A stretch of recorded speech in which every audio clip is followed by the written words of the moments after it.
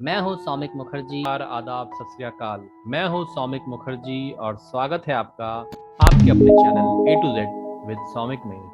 दोस्तों, आज हम लोग सीखने जा रहे हैं माइक्रोसॉफ्ट कंपनी के थ्रू बना हुआ एक सॉफ्टवेयर जिसका नाम है एमएस एक्सेल।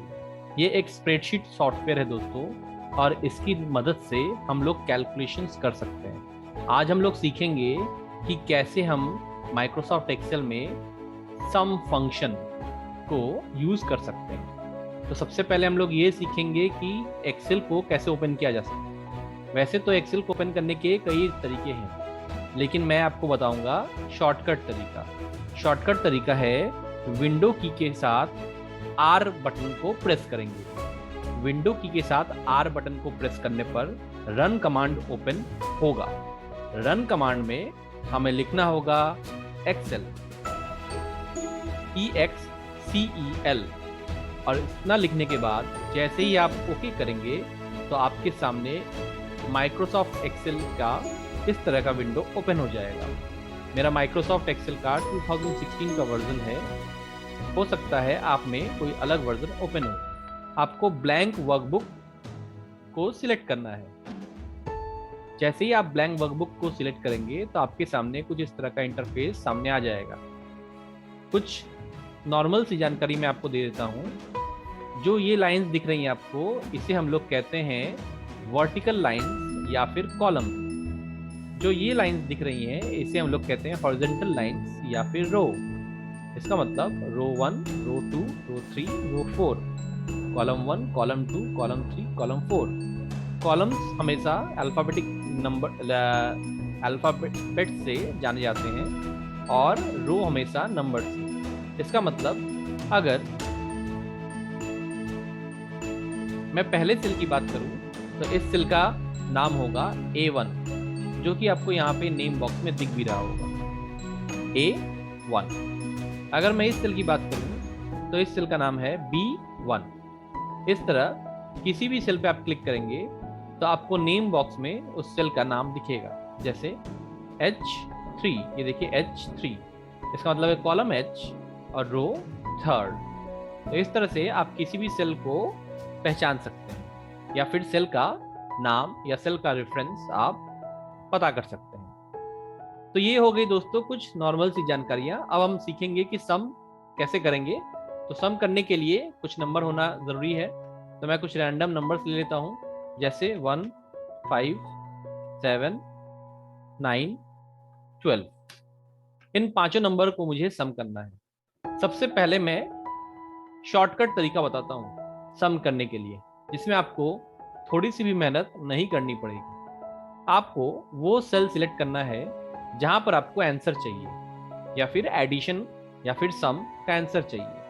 मैं उसको क्लिक कर दूंगा और फिर मैं जाऊंगा होम टैब में। होम टैब में जाने के बाद आपको सिग्मा साइन या फिर ऑटो सम नाम का एक बटन दिखेगा।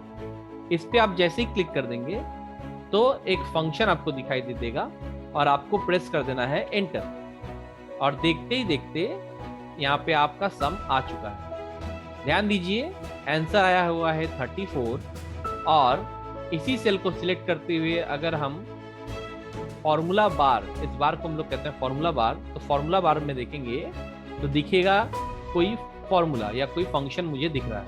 वो फंक्शन है equal to sum parenthesis A1 colon A5। ये है फंक्शन। इसका मतलब शॉर्टकट तरीके से मैंने जो सम फाइंड आउट किया है, ये भी किसी ना किसी फंक्शन के थ्रू आया होगा। तो हमने सीखा पहला तरीका। पहले तरीके को फिर से रिवीजन करते हैं। अगर मुझे आंसर चाहिए A6 पे, तो A6 को मैं सिलेक्ट करूंगा, होम टैब में जाऊंगा।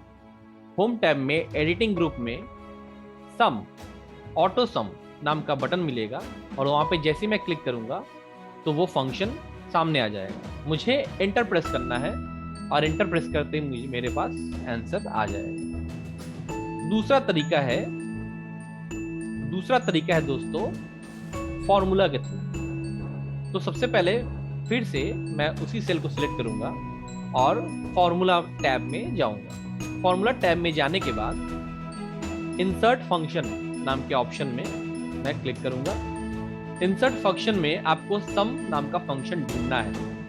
क्योंकि सम एक मैथमेटिकल फंक्शन है, इसीलिए आप कैटेगरी में जाके मैथमेटिक्स एंड ट्रिग्नोमेट्री कैटेगरी में आएंगे। यहाँ आने के बाद आपको कई सारे मैथमेटिक्स के फंक्शंस दिखेंगे।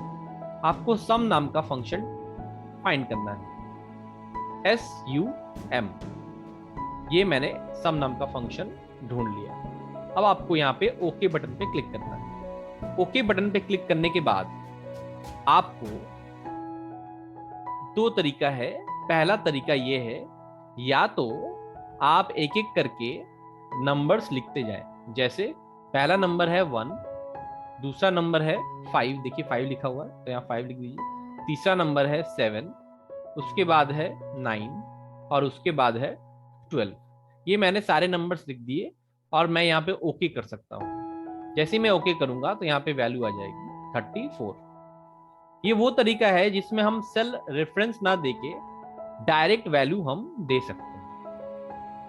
फॉर्मूला बार में ही जब इंसर्ट फंक्शन करेंगे तब इसका एक और टेक्निक भी है, अब हम लोग वो सीखते हैं। तो सेल सिलेक्ट करने के बाद फॉर्मूला बार में जाएंगे, इंसर्ट फंक्शन में जाएंगे, मैथमेटिक्स एंड ट्रिग्नोमेट्री में जाके सम फंक्शन को ढूंढेंगे, SUM सम फंक्शन, ओके करेंगे।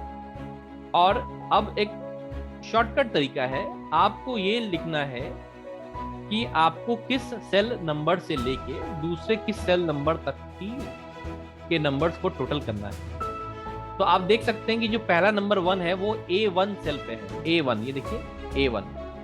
तो आपको यहाँ पे लिख देना है A1। A चाहे तो स्मॉल रहे या कैपिटल रहे, उससे आपको कोई प्रॉब्लम नहीं। उसके बाद आपको कोलन देना है। कोलन का मतलब होता है डबल डॉट या रेशियो का जो साइन होता है वो भी आप कह सकते हैं, डबल डॉट। डबल डॉट के बाद आपको वो सेल नंबर देना है जो कि सबसे लास्ट वैल्यू को होल्ड करती है, मतलब 12। 12 किस सेल में है? A5। तो आपको लिखना है A5। अब मैंने यहाँ पे सिलेक्ट कर लिया A1 से लेके A5।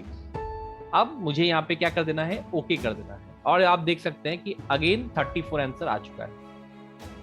ओके, तो दोस्तों फॉर्मूला बार के थ्रू, फॉर्मूला टैब के थ्रू, इंसर्ट फंक्शन के थ्रू आप इस तरह से सम को फाइंड आउट कर सकते हैं। अब हम सीखते हैं कि अगर मुझे फॉर्मूला बार या फिर कोई भी शॉर्टकट मेथड ना आता हो तो क्यों ना मैं उस फंक्शन को ही याद कर लूं जिस फंक्शन के थ्रू ये सम हो रहा।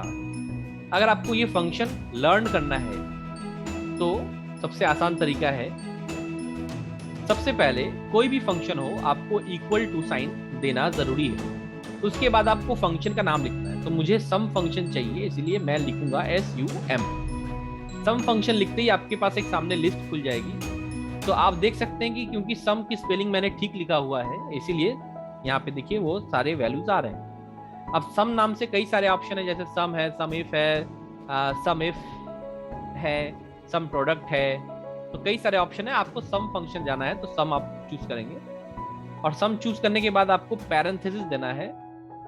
जो ब्रैकेट है उसको हम लोग कहते हैं पैरेंथेसिस। उसके बाद ऑप्शन है, या तो आप माउस के थ्रू इन नंबर्स को आप सिलेक्ट कर लीजिए और नंबर्स को सिलेक्ट करने के बाद आप पैरेंथेसिस को क्लोज कर दीजिए। नंबर्स जैसे ही सिलेक्ट हो जाएंगे ऑटोमेटिकली A1 से लेके A5 तक वैल्यूज वहां पे लिख के आ जाएंगी और आपको एंटर प्रेस कर देना है।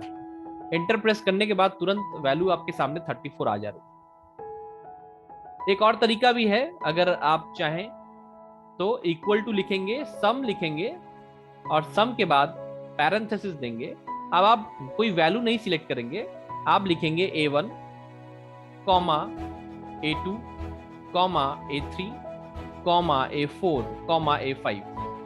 अगर आप इसमें से कोई एक नंबर स्किप करना चाहते हैं तो आप स्किप भी कर सकते हैं। उसके लिए क्योंकि मैंने सारे सेल नंबर्स को कॉमा देते हुए लिखा हुआ है, इसलिए अगर आप चाहते हैं कि मैं A3 ना लिखूं तो A3 की जगह आप A4 लिखिए और A5 लिखिए। अब आप देख सकते हैं, पैरेंथेसिस क्लोज करिए। अब आप देख सकते हैं कि सारे नंबर सिलेक्ट हुए हैं सिवाय 7 के, क्योंकि वो सेल नंबर हमने लिखा नहीं है। तो अगर आप कोई नंबर छोड़ना चाहते हैं या कोई सेल रेफरेंस छोड़ना चाहते हैं तो आप इस तरह कॉमा देते हुए सेल नंबर्स को लिखेंगे और एंटर प्रेस कर देंगे। देखिए वैल्यू आ गई है 27, जो कि एग्जैक्ट वैल्यू नहीं है। अगर आपको सारी वैल्यूज लिखनी है तो आप इक्वल टू करेंगे, सम लिखेंगे, पैरेंथेसिस देंगे और पहली वैल्यू का जो सेल है मतलब A1, उसके बाद कोलन देंगे मतलब रेशियो का साइन, और उसके बाद लास्ट वाली वैल्यू है A5 और लिखने के बाद आप पैरेंथेसिस को क्लोज कर देंगे और जैसे आप एंटर प्रेस करेंगे तो आपके पास सामने आउटपुट आ जाएगा। तो ये था दोस्तों सम या एडिशन करने का अलग अलग तरीका। कई सारे तरीके मैंने बताए। सबसे पहला तरीका काफी आसान है, जो कि होम टैब में आपको अवेलेबल होगा ऑटो सम के नाम से। दूसरा तरीका था फॉर्मूला टैब में जाने के बाद इंसर्ट फंक्शन में आप जाएंगे और सम फंक्शन को ढूंढते हुए आप नंबर्स को या फिर सेल नंबर्स को लिखेंगे। तीसरा तरीका था अगर आप फंक्शन को ही याद कर लें तो आप डायरेक्ट फंक्शन को भी लिख सकते हैं। तो ये कुछ 3-4 तरीके मैंने आपको बताया दोस्तों, जिसके जरिए आप एक्सेल के फाइल में नंबर्स को एडिशन कर सकते हैं। होप आपको ये छोटा सा वीडियो काफी पसंद आया और इससे आपको काफी सारी चीजें सीखने को मिली। अगर वीडियो पसंद आए तो अपने दोस्तों को भी शेयर करिए और चैनल को सब्सक्राइब करना ना भूलिए। Thank you so much. मिलते हैं अगले वीडियो में।